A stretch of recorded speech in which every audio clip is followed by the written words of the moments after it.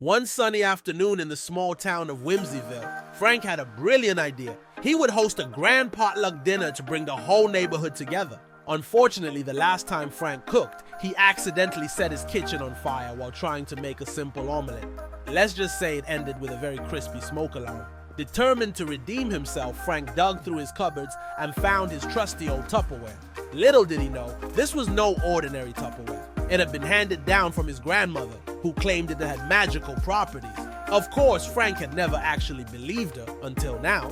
As he whipped up his famous mystery casserole, Frank accidentally knocked over a jar of mystery spice mix he had bought from a dubious shop on a whim. What's the worst that could happen? He chuckled to himself, pouring in a generous amount. The Tupperware began to glow. Whoa! Is it me? Or did that casserole just wink? Frank blinked in disbelief.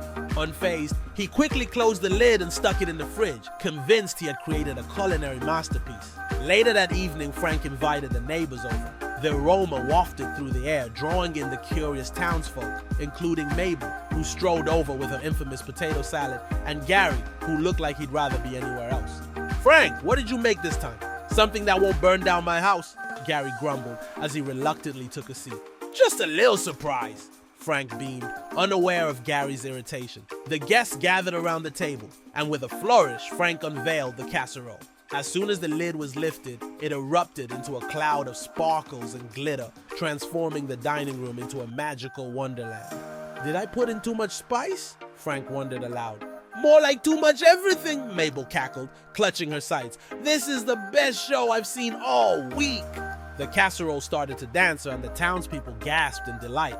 It twirled and spun, even doing the cha-cha, while Frank stood there, frozen in shock. "I swear I was just trying to make dinner," he exclaimed, but nobody was listening. "Frank, you've outdone yourself," Mabel shouted. "This is the most entertaining dinner I've ever been to." Meanwhile, Gary tried to get everyone's attention. "Can we please eat, he grumbled, but the casserole had other plans. It leapt off the table and began serving itself, tossing spoonfuls of food into everyone's plates, all while singing an off-key rendition of the chicken dance. "Now that's what I call an all-you-can-eat buffet," Mabel laughed, clearly enjoying the spectacle. After a chaotic evening filled with dancing food and laughter, the magical Tupperware finally settled down. The neighbors, still buzzing with excitement, sat back and enjoyed their unexpected feast. "Frank, you really need to cook more often," Mabel said between giggles.